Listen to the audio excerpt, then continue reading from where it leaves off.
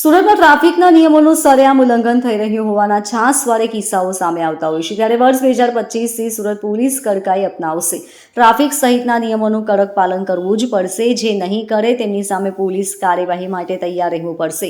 સાથે જાહેર રસ્તા પર સ્પીડિંગ કરનારા લોકો સામે પોલીસ એફઆઈઆર થશે તેમ જણાવવામાં આવ્યું હતું. શહેર પોલીસ પાલિકા સાથે સંકલન સાથે કાર્યવાહી કરશે. સીસીટીવી કેમેરાની મદદથી ગંદકી કરનારાને પોલીસ શોધી કાઢશે અને એફઆઈઆર દાખલ કરવામાં આવશે. ઉપરાંત શહેર પોલીસ 45 દિવસ બાદ હેલ્મેટની કરશે ચુસ્ત અમલવારી. 45 દિવસ સુધી વાહન ચાલકોને હેલ્મેટ પહેરવા અપીલ કરશે. શાળા કોલેજો સહિતની સંસ્થાઓમાં હેલ્મેટ અંગે જાગૃતતા અભિયાન ચલાવાશે. ત્યારબાદ હેલ્મેટ ન પહેરનારા વાહન ચાલકો સામે ચુસ્ત અમલવારી થકી કડક કાર્યવાહી કરશે. ટ્રાફિક સિગ્નલ તોડનારા લોકો સામે પોલીસ એફઆઈઆર થશે. લાલ સિગ્નલ થયા બાદ પણ સિગ્નલ તોડી વાહન હંકારતા ચાલકો સામે પણ ગુનો દાખલ થશે. સુરત પોલીસ કમિશનરે માહિતી આપતા કહ્યું કે સુરત પોલીસનો વર્ષ 2025 રોડ મેપ તૈયાર થયો છે. રાજ્ય ગૃહમંત્રીની અધ્યક્ષતામાં મળેલી બેઠકમાં રોડ મેપ તૈયાર કરાયો છે. ટ્રાફિકની વ્યવસ્થાને વધુ સુદૃઢ બનાવવા અંગેની દિશામાં પણ પ્રયાસ કરાશે.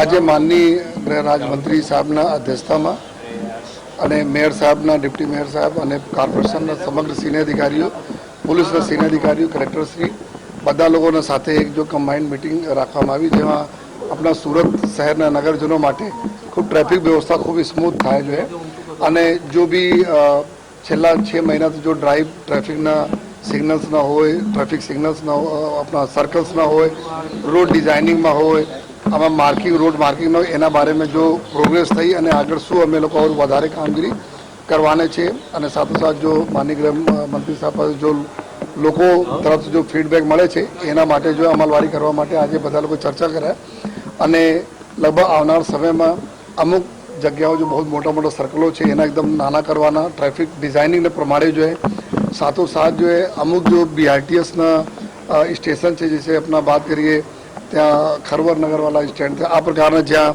વધારે જો લોકોનો ટ્રાફિક માટે જો નડે છે, વધારે વિશાળ હોવાના કારણે એના કઈ પ્રકાર જો એની સ્ટ્રીમિંગ કરીએ કે ટ્રાફિક વ્યવસ્થા સારી થાય. જો अपना बहुत सारा एरिया आउटग्रोथ एरिया जो અત્યારે શહેરમાં જો ભેળવામાં આવેલા છે કોર્પોરેશનમાં અને ટૂંક સમયમાં પોલીસમાં બી આવવાના છે એરિયા, તો આ વિસ્તારમાં જો ટ્રાફિક સિગ્નલના સીસીટીવી કેમેરા લગાવવાની વ્યવસ્થા માટે એના માટે બી ચર્ચાઓ કરવામાં આવી જોઈએ અને આવનાર સમયમાં આપણે પ્રજાજનોના જો આ હેલ્મેટના ઉપયોગ કરવા માટે પહેલાં અમે લોકો અવેરનેસ લગભગ કરીબ 45 દિવસ જેટલા અમે લોકો પહેલાં અલગ અલગ સ્કૂલ, કોલેજીસમાં, આપણા ઇન્ડસ્ટ્રીઝમાં, અલગ અલગ સંસ્થાઓમાં જો જઈને જો લોકોને સમજ પાડી જોઈએ.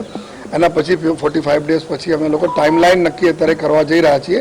એના પછી હેલ્મેટના જોઈએ અમલવારી કરવા માટે, કારણ કે અમે લોકો સાલભર અત્યારે સાલના 1 દિવસ બાકી છે એન્ડ થવામાં, ત્યારે ટ્રાફિક એનાલિસિસ કર્યા. આ સિગ્નલ વ્યવસ્થાથી ઘણા બધા જો ફેટલ એક્સિડન્ટો ઓછા થયા, લોકોના સલામતી બી જળવાઈ, સાથોસાથ જ્યાં બી એક્સિડન્ટ થયા આમાં. Bureau report LK star news, Surat.